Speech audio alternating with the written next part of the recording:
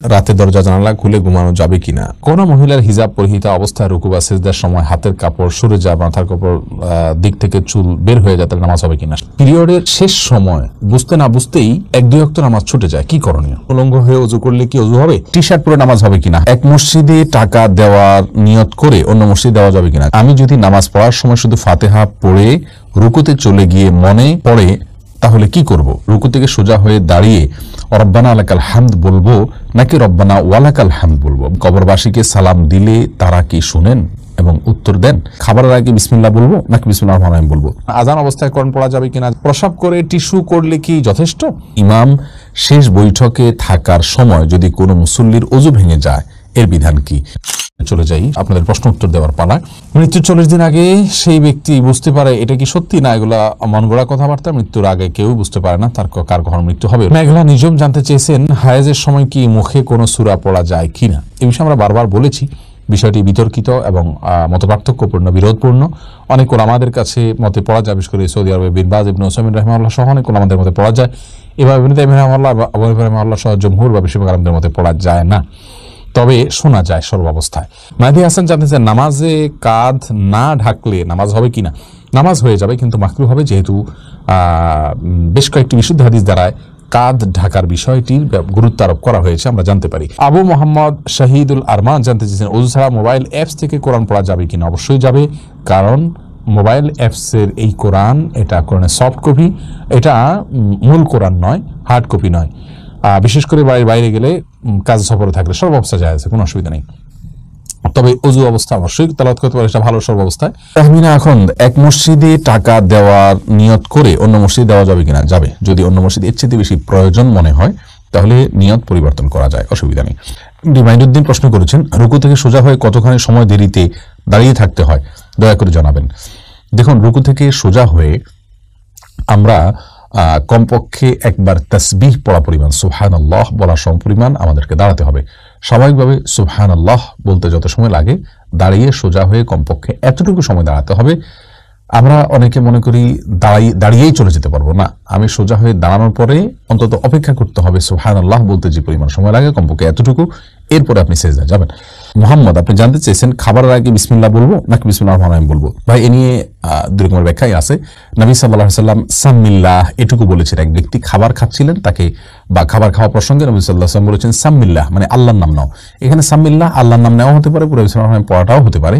এজন্য আপনি বিসমিল্লাহ বলে শুধু যদি খাবার গ্রহণ করেন, তাতে আপনার সুন্নাহ আদায় হয়ে যাবে। আর যদি বিসমিল্লাহির রহমানির রহিম পুরোটাই পড়েন তাহলে আরো ভালো, কোনো অসুবিধা নেই ইনশাআল্লাহ বিইذنিল্লাহ। তবে শুধু বিসমিল্লাহ বললেই আপনার এই বিসমিল্লাহ পাঠ করে খাবারের যে বিষয়টি সেটি আদায় হয়ে যাবে ইনশাআল্লাহ। এমডি আশরাফুল ইসলাম জানতে চেয়েছেন টি শার্ট পরে নামাজ হবে কিনা? হ্যাঁ, নামাজ হয়ে যাবে, কিন্তু এরকম কোনো টি শার্ট পরে সালাত আদায় করা উচিত নয় যেটা সালাতের গাম্ভীর্যতার সাথে যায় না, অথবা আপনার এই টি শার্ট পরে আপনি কোথাও যান না, ভালো কোথাও, এরকম যদি হয় তাহলে আপনার জন্য টি শার্ট পরে সালাত আদায় করা জায়েজ হবে না, অন্যথায় জায়েজ হবে। আল্লাহ তাআলা বলেছেন ইয়া আইয়ুহাল্লাযীনা আমানু খুযু যিনাতাকুম ইনদা কুল্লি মাসজিদ, হে ঈমানদাররা প্রত্যেক সালাতের সময় সুন্দর পোশাক পরিধান করো। অতএব আপনি যে পোশাকটা আপনার কাছে সুন্দর, সম্ভ্রান্ত জায়গায় আপনি যান সাধারণত, বা সাধারণ পোশাক নয়, অপমানজনক পোশাক নয়, বা আপনার শোয়ার পোশাক নয়, বা এটা পরে আপনি কোথাও যেতে চান না, এরকম পোশাক যদি না হয় তাহলে সেক্ষেত্রে আপনার সালাত হয়ে যাবে, টি শার্টেও কোনো অসুবিধা নেই। মোহাম্মদ আশরাফুল খান প্রশ্ন করেছেন ইমাম শেষ বৈঠকে থাকার সময় যদি কোনো মুসল্লির ওযু ভেঙে যায়, এর বিধান কি? ভাই মোহাম্মদ আশরাফুল খান, ইমাম শেষ বৈঠকে থাকার সময় যদি আপনার ওযু ভেঙে যায়, এখন যদি ইমাম সালাম ফিরাননি, তাহলে সেক্ষেত্রে আপনি ওই অবস্থায় সালাত ছেড়ে চলে যাবেন, যে আপনি ওযু করবেন, ওযু করে ফিরে এসে বসে দুরুদ বা আত্তাহিয়াতু পড়ার যদি কোনো অংশ বাকি থেকে থাকে আপনার, তাহলে সেটা পরিপূর্ণ করে সালাম ফিরাবেন একাকি। ততক্ষণ ইমাম তো সালাম ফিরিয়ে ফেলবেন, আপনি বসে একাকি সালাম ফিরিয়ে ফেলবেন, তাতে আপনার সালাত হয়ে যাবে ইনশাআল্লাহ বিইذনিল্লাহ। তানিয়া রূপা, আপনি জানতে চেয়েছেন পিরিয়ডের শেষ সময় বুঝতে না বুঝতেই এক দুই ওয়াক্ত নামাজ ছুটে যায়, কি করণীয়? বোন তানিয়া, এই সমস্যাটা অনেক মা বোনেরই হয়, যে মাসিক শেষ হলো, আমার মাসিকের ব্লাড দেখা যাচ্ছে কিনা, এটা মাসিকের ব্লাড কিনা সেটা পরখ করতে করতে হেজিটেশনের মধ্যে থাকি আমরা, সেটা নিশ্চিত করতে করতে অনেক সময় লেগে যায়। তো এরকম যদি হয় এবং তাতে যদি এক দুই ওয়াক্ত নামাজ চলে যায়, এটি গুনাহের কারণ হবে।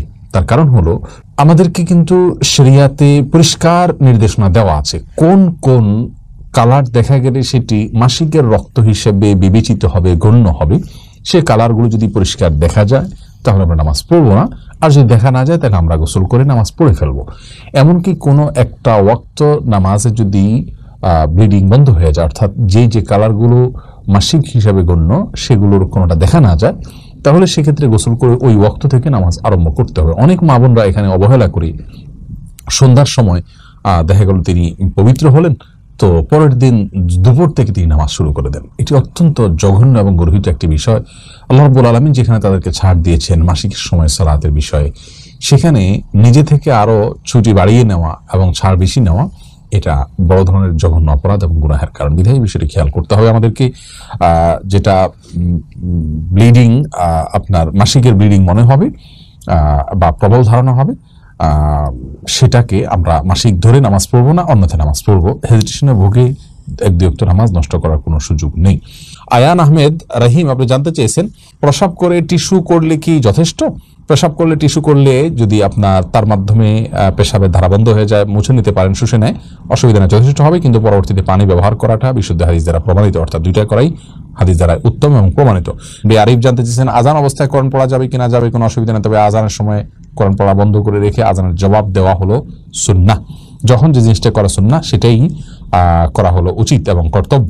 মাহমুদুল হক ভূঁইয়া আপনি জানতে চেয়েছেন, কবরবাসীকে সালাম দিলে তারা কি শুনেন এবং উত্তর দেন? মাহমুদুল হক ভূঁইয়া, আপনার প্রশ্ন উত্তরে বলবো, কবরবাসীকে সালাম দিবেন আপনি, তবে কবরবাসীরা আমাদের কথা শুনতে পান কিনা এ বিষয় নিয়ে ওলামাদের মতো পার্থক্য রয়েছে। অনেক ওলামা বলেন যে শুনতে পান না, তাদের দলিল হলো আল্লাহ সুবহানাহু ওয়া তাআলা কোরআন কারীমের মধ্যে বলেছেন, ওমা আনতা বিমুসমিআইন মান ফিল কুবুর, যারা কবরবাসী তাদেরকে আপনি শোনাতে পারবেন না, অর্থাৎ তাদেরকে শোনানোর ক্ষমতা আপনার নাই। আর যারা বলেন যে না ওনারা শুনতে পান, তাদেরও অনেকগুলো দলিল, অনেকগুলো কোরআন হাদিসের সূত্র রয়েছে। মঞ্জুরা পারভিন আপনি প্রশ্ন করেছেন, রুকু থেকে সোজা হয়ে দাঁড়িয়ে রব্বানা লাকাল হামদ বলবো নাকি রব্বানা ওয়ালাকাল হামদ বলবো? দুইটাই বিশুদ্ধ হাদিস দ্বারা প্রমাণিত, বরং কোনো কোনো বর্ণায় আল্লাহুম্মা রব্বানা লাকাল হামদ, আল্লাহুম্মা রব্বানা ওয়ালাকাল হামদ এরকমও আছে, যার কারণে আপনি যে কোনোটা পড়েন তাতে আপনার সালাত আদায় হয়ে যাবে, সুন্নাহ আদায় হয়ে যাবে, যেহেতু সবগুলোই হাদিস দ্বারা প্রমাণিত। আর কাসরাতুল মাবানি তাদুল্লু আলা কাসরাতিল মাআনি, এই মূলনীতির আলোকে আপনি রব্বানা ওয়ালাকাল হামদ যদি পড়েন অথবা আল্লাহুম্মা রব্বানা ওয়ালাকাল হামদ যদি পড়েন তাহলে সেটা বেশি ভালো। সবুজ ভূঁইয়া আপনি জানতে চেয়েছেন, আমি যদি নামাজ পড়ার সময় শুধু ফাতিহা পড়ে রুকুতে চলে গিয়ে মনে পড়ে তাহলে কি করব?